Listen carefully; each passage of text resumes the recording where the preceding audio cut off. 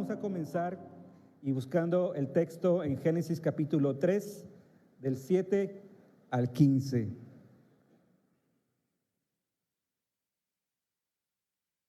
¿Ya lo tienen? Sigan con su vista la lectura de la palabra de Dios. Dice así: Entonces fueron abiertos los ojos de ambos y conocieron que estaban desnudos. Entonces cosieron hojas de higuera y se hicieron delantales. Y oyendo la voz de Jehová Dios que se paseaba en el huerto al aire del día, el hombre y su mujer se escondieron de la presencia de Jehová Dios entre los árboles del huerto. Mas Jehová Dios llamó al hombre y le dijo: ¿Dónde estás tú? Y él respondió: Oí tu voz en el huerto y tuve miedo porque estaba desnudo y me escondí. Y Dios le dijo: ¿Quién te enseñó que estabas desnudo? ¿Has comido del árbol que yo te mandé que no comieses? Y el hombre respondió: La mujer que me diste por compañera me dio del árbol y yo comí. Entonces Jehová Dios dijo a la mujer: ¿Qué es lo que has hecho? Y dijo la mujer: La serpiente me engañó y comí.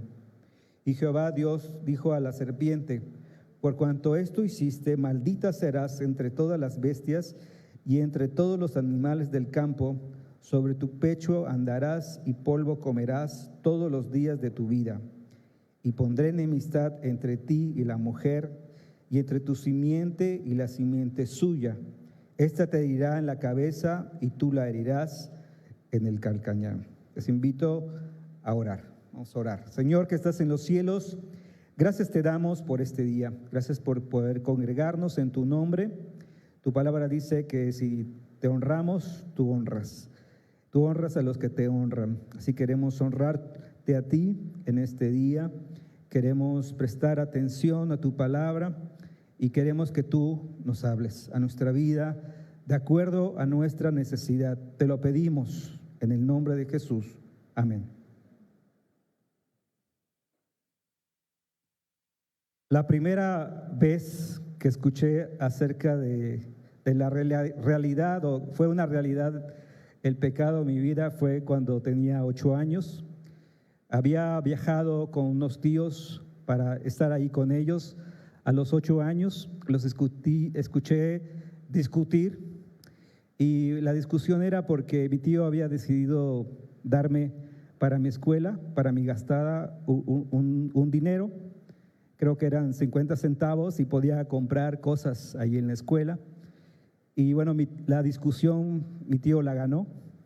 Así que ese día mi tío me comenzó a dar esos 50 centavos para que yo comprara cosas. Y poco tiempo después, ahí yo vi donde guardaba el dinero, ahí en una latita, en la parte de arriba de un lugar. Pero yo lo vi. Y bueno, un día dije: ay, como que se me antoja un dulce, como que se me antoja algo para comprar. ¿Y saben qué hice? Fui a esa latita y agarré otros 50 centavos. Y bueno, mi tío se dio cuenta que poco a poco ahí sus monedas fueron disminuyendo, y saben que él perdió la confianza porque se dio cuenta que yo comencé a tomar y a robar el dinero. Y yo en ese tiempo yo no entendía sobre la realidad del pecado, pero la Biblia dice que somos pecadores, ¿no? Y tenemos esa naturaleza desde que nacemos. Y sabes que estos versículos que hemos leído enfatiza que el pecado tiene consecuencias. El pecado tiene consecuencias. Aunque nos arrepintamos, pidamos perdón, siempre el pecado tiene consecuencias. El pecado, ¿qué es el pecado? El pecado se dio en un lugar, el primer pecado, en el jardín del Edén. Era un lugar hermoso donde estaba la presencia de Dios, donde era el lugar ideal, pero ahí estaba Adán y su mujer, y ellos, ahí primero Eva se dejó engañar, y después también Adán, ahí tomó de ese fruto y desobedeció la palabra de Dios, y ellos pecaron, ¿no?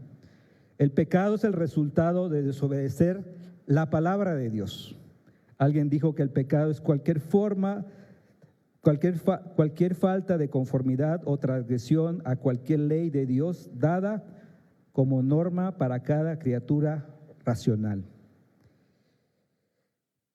Ken Ham, director de Respuestas en Génesis, en su libro Evangelismo para el Nuevo Milenio, en un tema que él enseña acerca de la enseñanza de la caída de Adán, dice lo siguiente, que los cristianos debemos estar preparados para defender el hecho de que hubo una caída literal, lo cual explica el origen de la muerte y el sufrimiento. Y también dice que es la única explicación a un mundo que parece ser contradictorio. Eso lo dijo Ken Ham. Y una pequeña división para tener gráficamente el bosquejo. No lo van a encontrar en un bosquejo de la Biblia, no lo van a encontrar en un comentario. Es un bosquejo quizás ahí para que yo me ayude para tener gráficamente, por Rubén Ceballos. Pero más o menos en el capítulo 3, versículo 1 al 5, estamos hablando de la tentación. Vemos cómo Satanás entra, engaña a la mujer, y después el versículo 6 habla de la caída, ¿no? Como la mujer vio que ese árbol, ese fruto, era algo bueno, era algo que sus ojos era deleitoso y algo para alcanzar sabiduría. Entonces la mujer lo toma y come, y también dio a su marido. Y de los versículos 7 al 13 vamos a hablar acerca de las consecuencias del pecado. Y también el versículo 14 al 24 habla de cómo Dios trata con el pecado de forma integral, de forma que Dios ahí va hablando, haciendo que el hombre pueda volver a tener esa comunión con Él.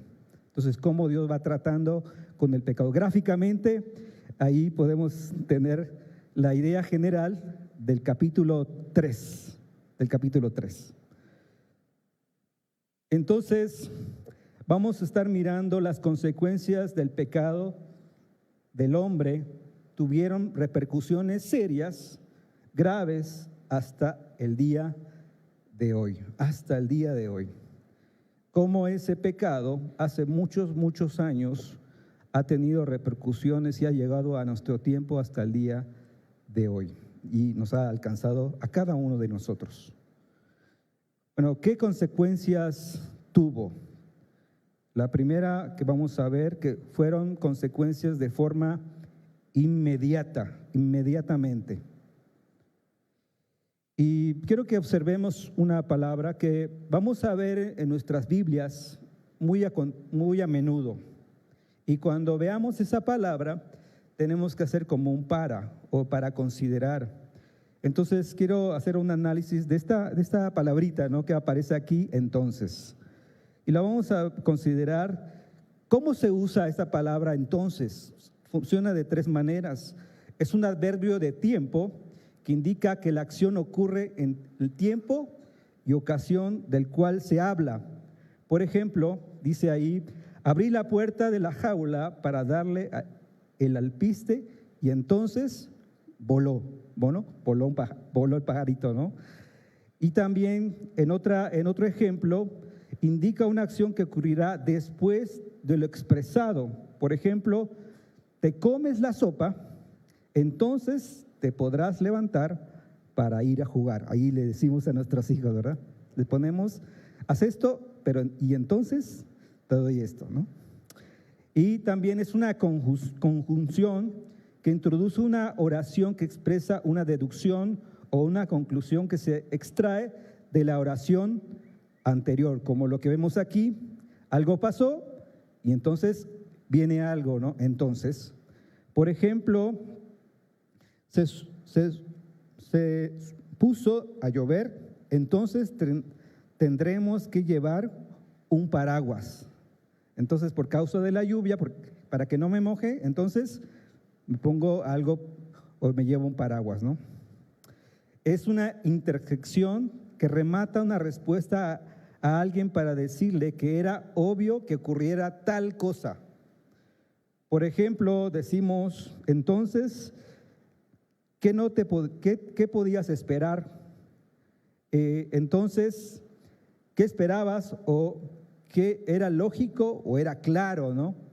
Y te dan las explicaciones, tú lo haces y vienes y sí me pasó como dijiste. Entonces, cuando tú veas en la Biblia un entonces, para considerar.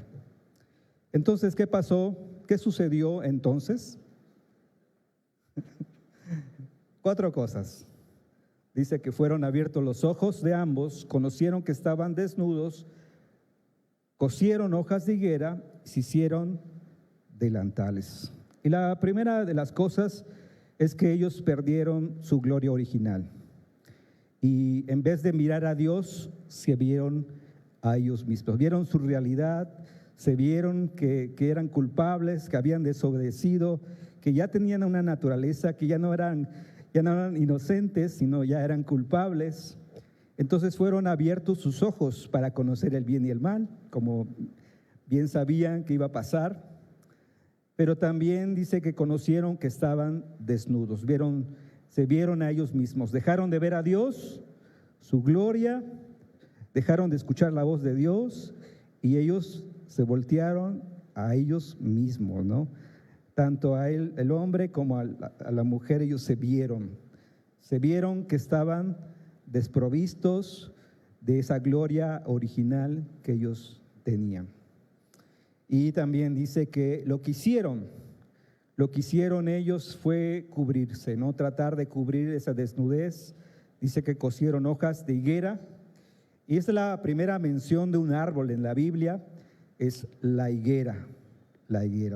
Qué curioso que Jesús, en una de las enseñanzas que vemos en Mateo, maldice la higuera, ¿no?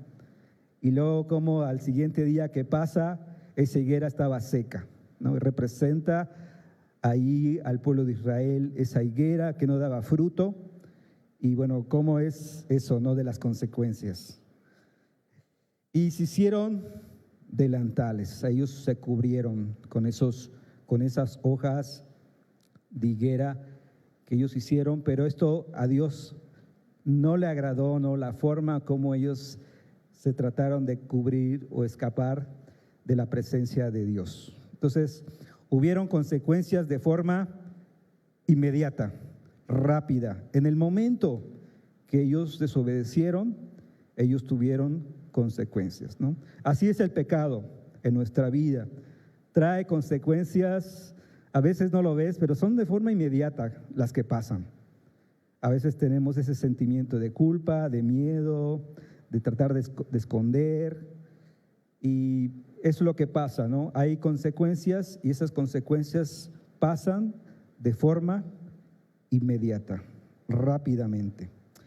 Y también esas consecuencias tuvieron implicaciones. Hubieron varias implicaciones a ese pecado que hizo Adán y Eva. Dice ahí, y oyeron la voz de Jehová, Dios, que se paseaba en el huerto al aire del día.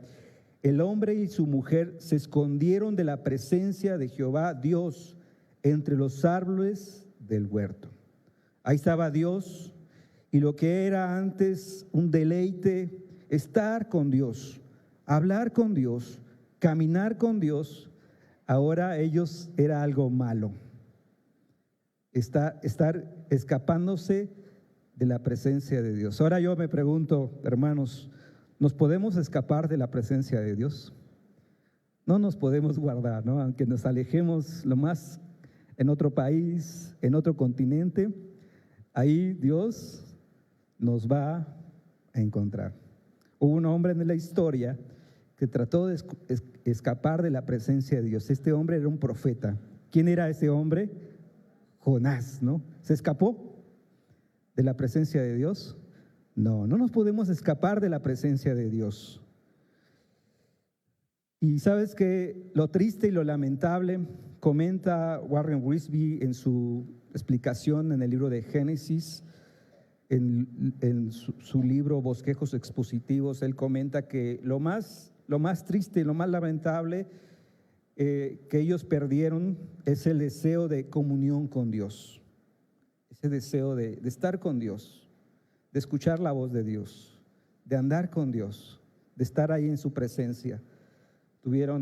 Se estaban escapando de esa comunión con Dios. Cuando oyeron la voz de Dios, se escondieron. Quizás hubo culpa, hubo temor, la vergüenza rompió la comunión con Dios que disfrutaban antes de su desobediencia. ¿Cuáles fueron esas implicaciones del pecado de Adán y de Eva? Yo consideré algunas y vamos a ver esas implicaciones. En primer lugar, espiritual. Esa comunión perfecta se rompió. Esa comunión que había espiritual, ya no hubo esa comunión. Y también otra de las consecuencias espirituales es que pasaron a sus descendientes la misma naturaleza caída o pecaminosa. Esto lo vemos, ¿no? Vemos que dijo Jehová, Dios, que si ellos desobedecían, ellos iban a morir, ¿no? Entonces, esto pasó. La Biblia dice en Efesios capítulo 2, versículo 1, y dice, y Él os dio vida a vosotros cuando estabais muertos en vuestros delitos y pecados. ¿Sabes? Esta naturaleza pasó, ¿no? Y nuestra condición es muerte espiritual. Y la Biblia también lo explica ahí en Romanos capítulos 5, versículo 12, 13 y 14, que dice, por tanto, como el pecado entró en el mundo por un hombre y por el pecado la muerte, así la muerte pasó a todos los hombres por cuanto todos pecaron. Todos pecamos, ¿no? Ahí no podemos decir, bueno, si Dios hubiese estado en el lugar de Adán, no lo hubiese hecho. No es cierto. Y hubiésemos hecho exactamente lo que hizo Adán. Hubiésemos pecado. Si hubiésemos estado en las condiciones de Adán y hubiésemos hecho lo mismo que Adán, ¿no? Así hemos recibido las consecuencias de esa naturaleza y también las consecuencias de la muerte espiritual y la muerte física. Otra de las implicaciones es eso, la muerte, ¿no? La muerte física a causa de la desobediencia del hombre. Vemos en Génesis capítulo 5, versículo 8, que Adán vivió muchos años, vivió 930 años, muchos. Vivió Adán. Pero saben, un día él experimentó la muerte. Él murió físicamente. Y lo vemos ahí en Génesis capítulo 5, versículo 8. También otra de las implicaciones, hubo algo legal, cuando ya vino la ley, que dice la ley, la paga del pecado es muerte. La paga del pecado es muerte. Ahí Romanos 6:23 lo dice. Y también en Gálatas 3:13, que dice, maldito todo aquel que es colgado en un madero, ¿no? Ahora, ¿quién tomó nuestro lugar y se puso ahí en el madero? Fue Cristo. Él se hizo maldición por nosotros, ¿no? Y Él se hizo maldición y Él pagó en nuestro lugar. Ahí en Primera de Pedro capítulo 3, versículo 18 y 19 dice, sino con la sangre preciosa de Cristo, como un cordero sin mancha y sin contaminación, ya destinado desde antes de la fundación del mundo, pero manifestado en los tiempos postreros por amor a vosotros. Hubo implicaciones legales, y ahí lo escribe en la ley, y en la ley todo aquel que pecaba tenía que morir. Alguien murió en nuestro lugar. Esa persona fue Jesús. quien tomó nuestro lugar. Se hizo maldición por nosotros. Hubo implicaciones también judiciales. Dice la palabra de Dios que en el libro de Hebreos 9:27 está establecido para los hombres que mueran una sola vez y después de esto el juicio. Y hubo implicaciones también doctrinales. Esto lo enseña la carta de Romanos. Todos Romanos, desde el capítulo 1 hasta el capítulo 8, específicamente concluye.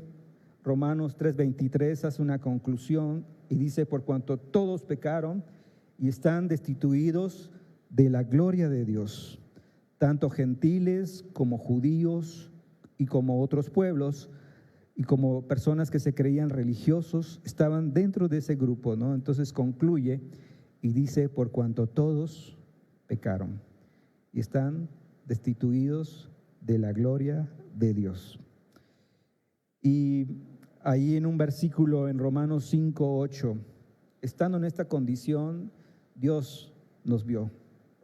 Dice ahí: mas Dios muestra su amor para con nosotros, en que siendo aún pecadores, Cristo murió por nosotros. Dios nos aceptó tal y como éramos, y Él pagó por nosotros porque nos ama. Te ama a ti y me ama a mí. Voy a retomar este punto posteriormente. También hubo maldiciones. Lo vamos a ver la próxima semana. No te lo pierdas. Vente la próxima semana. Vamos a ver esas maldiciones de forma específica a Satanás, al hombre, a la mujer, a la tierra. Hubo maldiciones. Y algo que era el trabajo, algo que venía antes de la caída, ahora le iba a costar trabajo con el sudor, espinos y cardos iba a producir. La tierra ahí quedó maldita. La mujer iba a tener dolores en el parto, mucho más. Y así a Satanás también. Hubo maldiciones. Eso lo vemos ahí en Génesis de los versículos 14 al 19. Y también escatológicamente esas implicaciones tuvieron que ver con el plan de salvación. ¿Sabes? El plan de salvación ya estaba pensado, ¿no? Desde antes, dice la palabra de Dios, desde antes de la fundación del mundo. Dice ahí en Hebreos capítulo 9:28, dice: así también Cristo fue ofrecido una sola vez para llevar los pecados de muchos, y aparecerá por segunda vez en relación con el pecado para salvar a los que esperan en Él, a los que esperan en Él. Y primera de Pedro 1:19, ya lo leí, dice: sino con la sangre preciosa de Cristo, como un cordero sin mancha y sin contaminación, ya destinado desde antes de la fundación del mundo, pero manifestado en los tiempos postreros. Y primera de Corintios capítulos 15:54, que dice: y cuando esto corruptible sea vestido de incorrupción y esto mortal sea vestido de inmortalidad, entonces se cumplirá la palabra que está escrita: sorbida es la muerte en victoria. ¿Sabes? Tú y yo estamos del lado de la victoria. Un día ya no vamos a tener muerte. Un día ya tenemos la vida eterna, ¿no? Saber que un día vamos a estar con el Señor en el cielo cuando muramos, y ya no va a haber más muerte ni más dolor.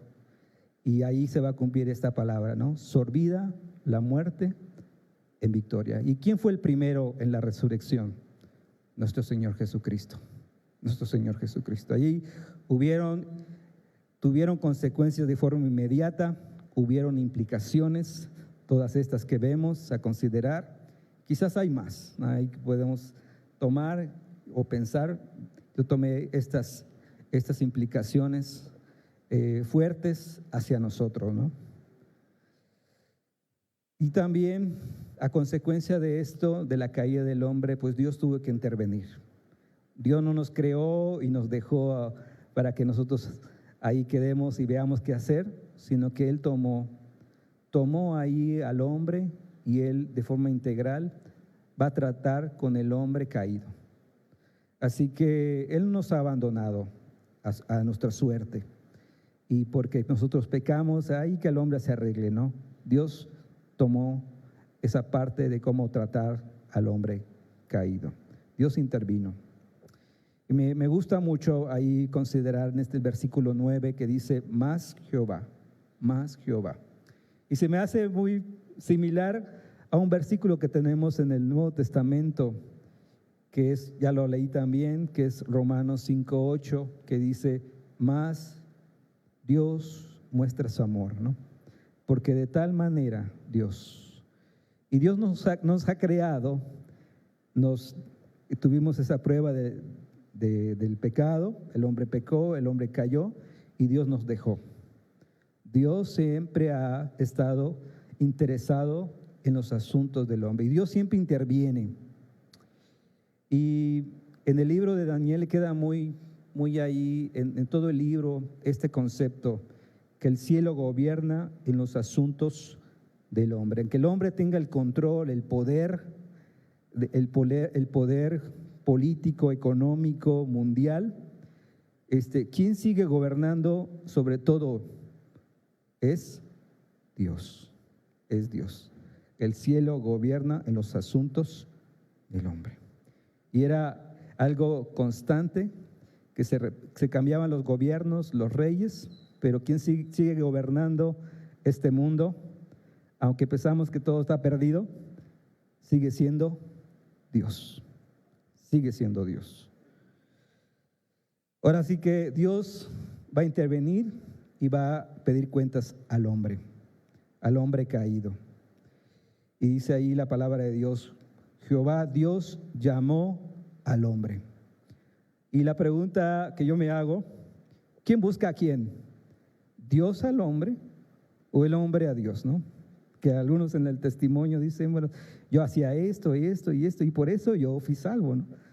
O yo hacía malas cosas y alguien vino y me habló de Cristo y yo entendí y recibí. No sé cómo sea tu testimonio, pero yo creo más que es Dios el que nos busca y no nosotros buscamos a Dios.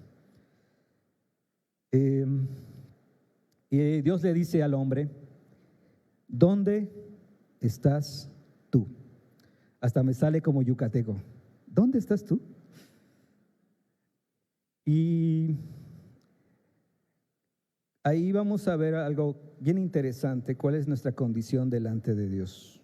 ¿Cuál es nuestra condición? Esa era la idea de Dios de preguntarle al hombre, ¿dónde estás tú? De repente pasa nuestra vida y no reflexionamos cuál es nuestra respuesta a Dios, ¿no? Si Dios existe, ¿cuál es mi propósito en la vida? ¿Por qué hago lo que hago? ¿Y cuál es mi condición delante de Dios? ¿Cómo estoy delante de Dios? Y yo creo que todos hemos llegado a algunas reflexiones y a veces hemos caído en algunas cosas. En nuestra condición hemos hecho cosas que nos podemos identificar, ¿no? Con Adán. Hay algunos términos que describen el pecado. En primer lugar, transgresión, lo vemos en Romanos 5:14. En algún momento hemos pasado a algún lineamiento, algo, y hemos desobedecido y hemos transgredido. Iniquidad, segunda de Timoteo 2:19. Error, Salmo 19:12. Pecado, que el término en griego es amartía, que es errar al blanco de las expectativas de Dios. Lo vemos en Romanos 3:23 y Romanos 5:8. Maldad, Marcos 7:20 al 23. Mal, Romanos 7:21. Impiedad, Romanos 1:18. Desobediencia, Romanos 5:19. Hebreos 2:2. Incredulidad, Hebreos 11:6. Infracción, primera de Juan 3:4 al 10. Fracaso o caída, Mateo 6:14, Gálatas 6:1 y agravio, primera de Corintios 6:7. Ahí todos estos términos describen el pecado. El pecado, yo creo que en alguno de ellos hemos estado involucrados, ¿no? En el pecado. Dice ahí del Génesis capítulo 6, versículo 5, y eso es algo que el hombre sin Dios puede llegar hasta lo más bajo. El hombre que se aparta de Dios, podemos llegar hasta puntos que quizás no pensamos, ¿no? La Biblia dice, y vio Jehová que la maldad de los hombres era mucha en la tierra, y que todo designio de los pensamientos del corazón de ellos era de continuo solamente el mal. Y por eso vino el diluvio. Por eso vino el diluvio. Había habido gracia, había habido un mensaje de un hombre que predicaba, pregonaba, un pregonero de justicia, que era Noé y su familia, pero no le creyeron. Y llegó un momento que el arca se cerró y vino el diluvio. Civilizaciones, muchas personas murieron. Pero había esto, había maldad, y todo designio de los pensamientos de ellos era de continuo solamente el mal. Y yo creo que podemos llegar a puntos que quizás no pensamos si estamos lejos de Dios. Y también concluye esto el salmista, y concluye esto Pablo allí en lo que escribe en Romanos, y él comenta en Romanos capítulo 3, versículo 10 al 12, en la versión de las Américas dice, como está escrito, no hay justo ni aun uno, no hay quien entienda, no hay quien busque a Dios, todos se han desviado, a unas se hicieron inútiles, no hay quien haga lo bueno, no hay ni siquiera uno.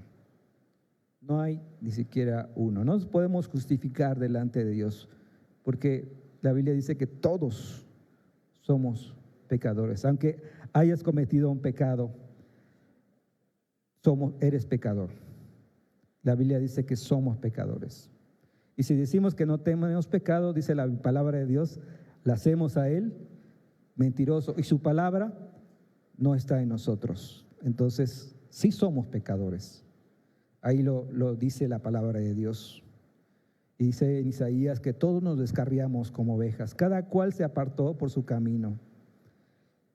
Y también en Génesis capítulo 3, versículo 10, vemos la respuesta del hombre ante el pecado, y cómo el hombre, en vez de aceptar y decir, Dios, la regué, me equivoqué, fallé, ¿qué hace el hombre? Se justifica delante de Dios y busca excusas, busca acusar a la mujer, ¿no? Y culpar a Dios, que dice, la mujer que me diste, ¿no? Por compañera. Ella me invitó y yo comí, ¿no? Y intentando justificarse delante de Dios. Y lo mejor es reconocer nuestra condición delante de Dios. Nuestra naturaleza va a ser lo contrario, justificarse. Pero Dios nos busca y quiere que nos arrepintamos y busquemos esa reconciliación con Dios. Ahí dice, y me escondí. Quizás por la vergüenza, el sentimiento de culpabilidad, el temor, el miedo. Esto es el estado del hombre caído que atraviesa todas esas facetas en su vida. Y sabes, la primera vez que yo sentí miedo fue cuando tenía 13 años de edad. Había fallecido una bisabuela allá en mi casa. Yo ya entendía que hacía cosas malas. Sabía el mensaje de salvación. Yo no le había recibido como salvador personal, y me daba miedo pensar en la muerte. Esa fue la primera vez que yo sentí miedo a morir. Y poco de tiempo después vino una tía y le dio una noticia a mi mamá. Yo estaba ahí al lado de la puerta y escuché que le dijo, tu mamá falleció. Y mi mamá se puso a llorar. La segunda vez que yo tuve ese miedo, ya era cristiano, estaba en Argentina y por desobediente me fui a caminar ahí en San Martín de los Andes, en una zona boscosa. Luego me subí a un cerro y en ese cerro había nieve y de repente 2 veces casi me voy a un hoyo. Gracias a Dios solamente se me fue un pie y se me traba el otro, así que ahí me dio mucho miedo y yo pensé que no iba a salir de ese lugar y ¿saben qué? No avisé a nadie y eso más miedo me daba. Gracias a Dios tampoco salieron ni un lobo, ni un animal, ni una fiera, pero realmente pensé que ahí me iba a morir.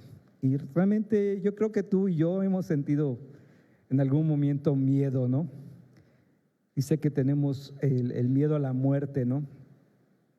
Y es así, dice la palabra de Dios que está establecido para los hombres que mueran una sola vez y después de esto, el juicio. Y pensar en eso del juicio es pensar en enfrentarnos delante de Dios. ¿Cómo estás tú? ¿Cómo está tu condición delante de Dios? Si hoy tendrías que partir y Dios te dice, ¿por qué te dejo entrar? ¿Qué le dirías? ¿Y cómo estarían tus cuentas con Dios? ¿Estás bien con Dios? ¿O tendrías que arreglar algo antes de irte, ¿no? De este mundo? ¿Cómo estamos? ¿Has pasado por el pecado, vergüenza, sentimiento de culpabilidad, de temor, de miedo? Yo creo que sí, en algún momento en tu vida, ¿no? Incluso a llevarnos a la depresión, a la ansiedad, porque hemos pecado. Dice un escritor, es un erudito cristiano nacido en Nueva York, dijo, se llama Albert Lauport, la desconfianza y el temor ciertamente han tomado el lugar de la confianza y la plena comunión con Jehová que anteriormente existía. En lugar de buscar a Dios, Adán y Eva huyen de él. La comunión con el Padre Celestial ha dejado de ser su más alto deleite y es esquivada como algo maligno y molesto. Cuán grande daño y destrucción obra el pecado desde el mismo momento de su aparición. Así, yo creo que es así, ¿no? Y cómo Dios va buscando al hombre y va tratando con el hombre caído. Y aquí vemos una serie de preguntas. Y Dios llama a cuentas y le dice, y dijo Dios, ¿quién te enseñó que estabas desnudo? Y luego Dios no deja que el hombre conteste y le dice, ¿has comido del árbol que yo te mandé que no comieses? Entonces el hombre responde, la mujer que me diste por compañera me dio del árbol y yo comí. El hombre busca justificarse. El hombre busca culpar a alguien, ¿no? Y no aceptar la culpa o no aceptar su responsabilidad por lo que había hecho. Entonces Jehová dijo a la mujer, ¿qué es lo que has hecho? Y dijo la mujer, la serpiente me engañó y comí. Y vimos la vez pasada que el error fue comenzar a tener esa comunicación con la serpiente, ¿no? Y poco a poco la hizo comenzar a desviarse, comenzar a dudar de la palabra de Dios, de la persona de Dios. Y la mujer vio esto como algo que iba a ayudarles a ser independientes de Dios. Y entonces la mujer peca y el hombre también. Ahora, ¿cómo Dios va a tratar de forma integral el pecado? Es a través de la redención, Lo vamos a ver un poquito más en detalle la próxima semana, así que no te lo pierdas la próxima semana, pero aquí vamos a ver una probadita de cómo Dios comienza a tratar con el pecado y con el hombre caído. Es con esto, ¿no? A través de la redención. Entonces Dios dijo a la serpiente, por cuanto esto hiciste, por cuanto esto hiciste. ¿Qué hizo Satanás en Edén? Pues tomó la verdad de Dios y la distorsionó, la acomodó para que la mujer viera y dudara de la palabra de Dios y de la verdad de Dios y dudara de la persona de Dios, de su bondad, de su fidelidad, Y esto atacó el carácter de Dios. Si vemos en estas tres partes, el versículo 8 al 10, el pecado ataca directamente con el carácter de Dios, el carácter santo de Dios. El pecado ataca también la sabiduría de Dios, y por eso Dios hace un argumento con el hombre, tratando de que el hombre entienda, asuma, tome su responsabilidad, acepte su culpa, y no lo hace así, ¿no? Él se justifica delante de Dios. Y también ataca su soberanía, ¿no? El plan, porque no era lo ideal que el hombre pecara, pero Dios sabía que el hombre iba a pecar, ¿no? Y el plan de redención no es un plan B, ¿no? Dios ya sabía. Y ya había un cordero destinado desde antes de la fundación del mundo. Y lo vemos de los versículos 14 al 15. ¿Qué dijo Dios a la serpiente? Maldita serás, maldita serás. Esto no es una mala palabra, sino que es un juicio a la serpiente. Ahora, la serpiente hay de dos.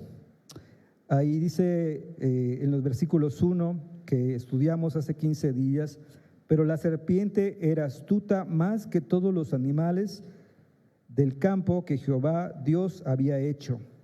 Entonces podemos decir que era un animal que estaba dentro del jardín del Edén. Algunos dicen que Satanás usó la serpiente física, y otras personas dicen que Satanás tomó la apariencia de la serpiente y habló con la mujer.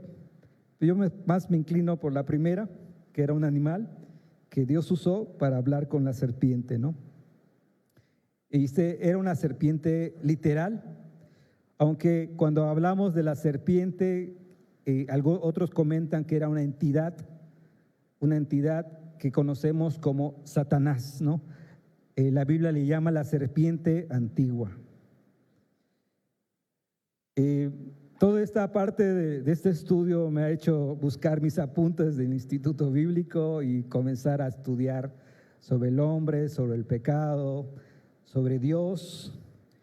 Y les animo a eso, porque quizás ahorita que venimos en el culto es una probadita de lo que ha sido las consecuencias del pecado, ¿no? Pero hay muchas implicaciones al respecto, y es motivo de estudio, de investigación, de horas. Entonces, les animo, hermanos, a buscar más de lo que dice la palabra de Dios, ¿no? Entonces, Dios maldijo a la serpiente y le dice: sobre tu pecho andarás. Quizás era las serpientes que conocemos actuales, no era lo del principio de la creación, pero Dios la sujetó. Ahí dijo: sobre tu pecho andarás, y polvo comerás todos los días de tu vida. Esto significa que Satanás iba a estar sujeto a la muerte. Tuvo un momento de inicio que Dios creó a un ser hermoso, querubín, protector, y un día desobedeció, trató de ser como Dios y se rebeló. Dios cambió su naturaleza, él cambió su naturaleza y se convirtió en un ángel de mal, Satanás, ¿no? Lucifer. Y un día él va a tener un fin, ¿no? Va a tener un fin. Ahí dice: comerás del polvo todos los días de tu vida, ¿no? Y está sujeto, un día va a estar sujeto a la muerte, ¿no? A la muerte, a la separación completa de Dios. Dice, y también otra de las cosas o las consecuencias hacia Satanás, que dice: y pondré enemistad entre tú y la mujer, entre tu simiente y su simiente. Ella te herirá en la cabeza y tú le herirás en el calcañar. Hay dos palabras importantes de ese versículo: es enemistad y te herirá. Enemistad y te herirá. Y yo creo que sí, entre los hijos de Dios y los hijos del diablo no hay una amistad, ¿no? Ahí en Corintios dice que amistad hay entre la luz y las tinieblas, entre los hijos de Dios y los hijos del diablo. Entonces no hay. El diablo es nuestro enemigo. El diablo es el adversario. No es nuestro amigo. El diablo es el adversario. También dice ahí, esta te herirá en la cabeza y tú la herirás en el calcañar. Algunos dicen que es una semilla o una promesa de una futura victoria sobre el diablo, ¿no? Y bueno, todo apunta es una primera mención de lo que Cristo iba a hacer, ¿no? Teniendo victoria sobre el pecado y sobre Satanás. Esto se logra en la cruz. Esto se logra en la cruz. Como conclusión, el mayor problema del pecado no son las consecuencias. Y las consecuencias realmente sí, podemos pensar, podrían ser muy difíciles, muy graves, pero realmente ese no es el mayor problema. El mayor problema es que yo pierdo la capacidad de reflejar la gloria de Dios, de mostrar la gloria de Dios. Y ese es el mayor problema. Aplicación. ¿Has restaurado tu comunión con Dios? ¿Cómo estás delante de Dios? ¿Cuál es tu condición? ¿Aceptas que eres pecador? ¿Te aceptas? ¿Aceptas tus errores cuando te dicen, mira, estás haciendo esto? ¿O te justificas? Cuando pecas, confiesas y te apartas. ¿Qué dice la palabra de Dios en Proverbios? El que confiesa sus pecados y se aparta, alcanzará misericordia y gracia. ¿Sabes? ¿Tú sabes que cuentas con un abogado? La Biblia dice que nuestro abogado es Jesús, ¿no? El diablo nos acusa, pero tenemos un abogado, a Jesucristo, el justo, que es nuestra propiciación por nuestros pecados. Es la forma de que nosotros podemos acercarnos a Dios. Es la única manera. Y esto lo explica el Evangelio de Primera de Juan. El apóstol Juan habla que lo más importante es que podamos tener comunión con Él.